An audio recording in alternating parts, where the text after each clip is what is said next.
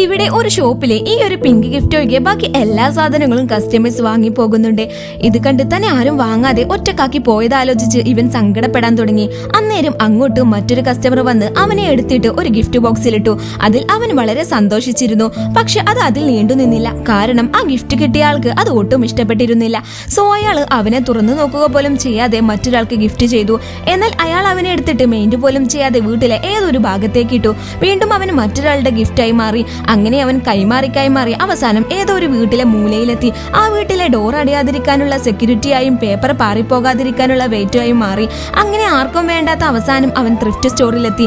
അവിടെ അവനെ പോലെ ഒരുപാട് ഗിഫ്റ്റുകൾ സങ്കടപ്പെട്ടിരിക്കുന്നുണ്ടായിരുന്നു. ഇത് കണ്ട് ഇവനും ആകെ സങ്കടപ്പെടാൻ തുടങ്ങി. ആർക്കും വേണ്ടാത്ത ഈ ജീവിതം മടുത്ത അവൻ അവിടെ നിന്നും താഴേക്ക് ചാടി.